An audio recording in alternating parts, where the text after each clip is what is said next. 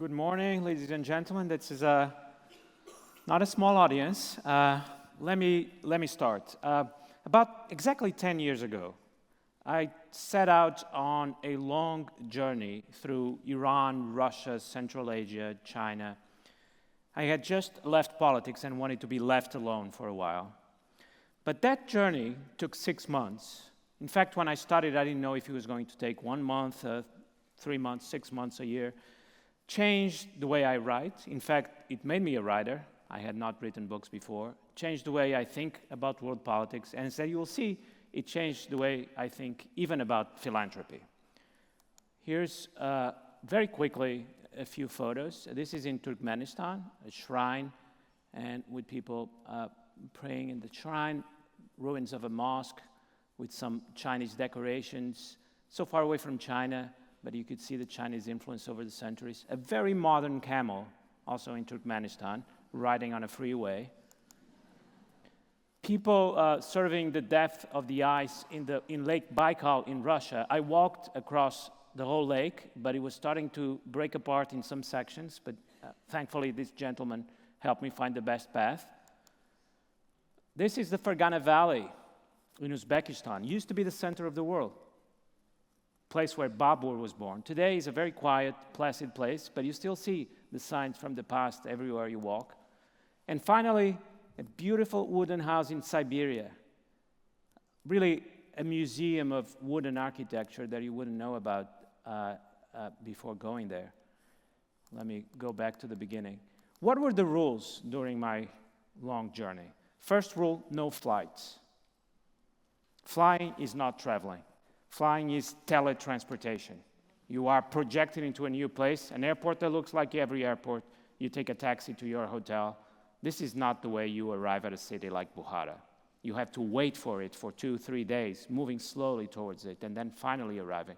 This is the way people have traveled all throughout history, and that's the way we should travel. Second, don't make plans beyond the next few days, the next 2 or 3 days. During the journey, at one time, I walked into a used bookshop in Vladikavkaz in Russia, and found a book about the lost city in the Caucasus Mountains, and I spent the week after that looking for that city. If you make plans, you're not open for the unpredictable discoveries of the journey itself. The journey has to be long. A good journey has to be long. The first 2 weeks, you are completely focused on the logistics and the hassle of traveling, the hotels, the trains, the tickets. After 2 weeks, that recedes into the background, and your mind starts to open up to the places and to the people that you meet. Finally, spend as little money as you can. And this is not stinginess. This is very important. Money is a magic card, a magic trick that you use to remove yourself from the hassle and the trouble of traveling. But that is genuine traveling. Every time you ask a taxi driver to take you quickly and comfortably to a place very far away, you are, in a way, cheating. Do it the hard way. Spend as little money as you possibly can. That's good for your finances, but it's good for the journey as well. Now, what did I learn about geopolitics during this long journey? Why did I only begin writing after the journey? Let me try to explain that. When you go to a place, the reality of that place, the reality of that people, the history of that people hits you with such force that no writer's block survives. While reading a book, you could read 1,000 books. The 1,000 books will tell you 1,000 different stories, 1,000 different versions of reality. You get lost. You don't know what is true anymore, and that can be very paralyzing.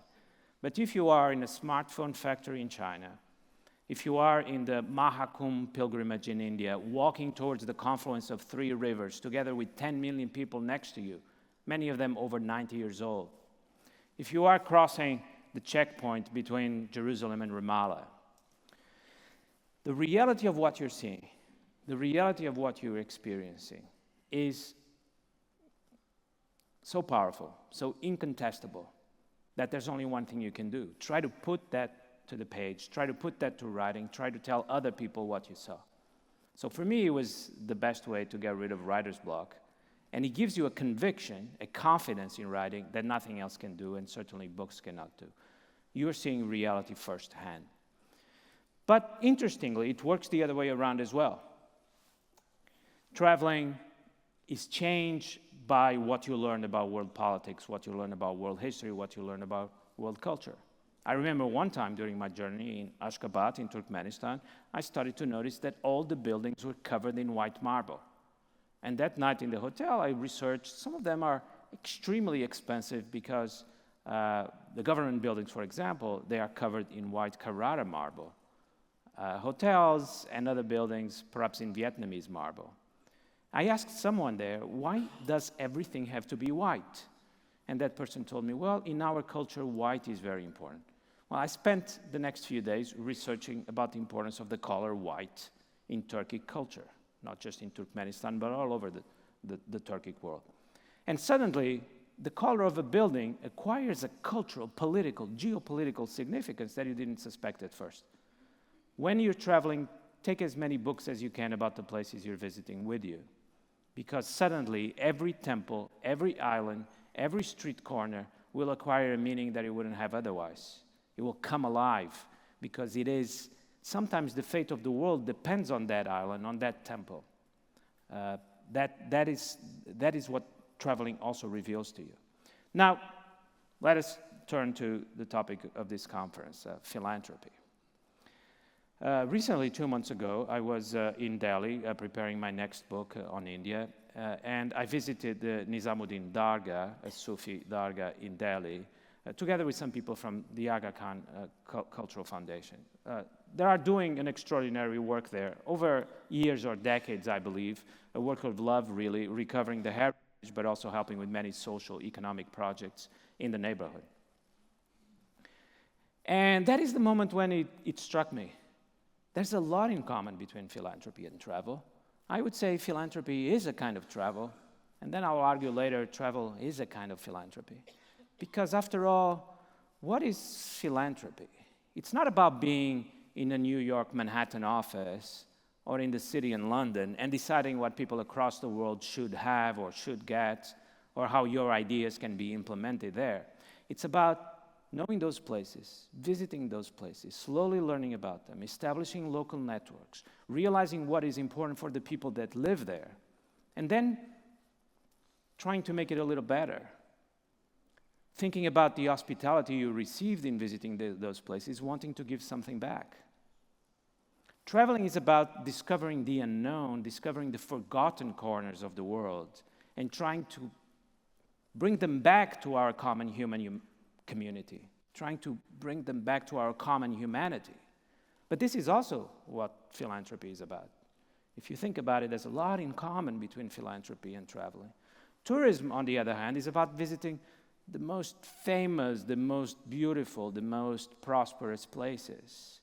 But traveling is about discovering what has been forgotten, and I would argue philanthropy has to be about discovering what is being forgotten and bringing it back from oblivion, bringing it back from silence into, as I said, our common humanity. Philanthropy as a form of travel. Now, how about travel as a form of philanthropy? Well, it seems true as well. What is traveling, if not going to a place, caring about a place, being with the people in that place, learning about it? It is a form of love of humanity at its best. During this journey, there were many occasions where I was received with almost unbelievable hospitality. There was a time in Chechnya where I met a young man in the center of Grozny, and he took me up the mountains. You're not supposed to go up the mountains in Chechnya, I had been told. Another thing that travel teaches you, that many of the things you have been told are not true at all. He took me up the mountains to meet his father. We had dinner. His father found suddenly a bottle of whiskey hidden very carefully at the back of a wardrobe. And we spent the night talking about Chechnya and talking about his family. When I left, I felt a little bad because it didn't seem to be a way to give back all the hospitality I had received. But in a way, hospitality works in both directions. Perhaps, and I hope this is not a way to make me feel better, perhaps in being there, I had also given something back. They had received me, but I had also received them in a way. I had received them in my heart, and later I would receive them in my writing. I would write with the necessary caution, that is also important, about my experience in that house that night.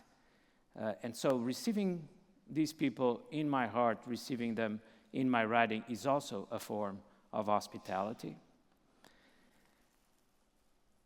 It is, I believe, a form of philanthropy, visiting those places, telling the people you meet that these places matter, telling the people you meet that these places are also the center of the world.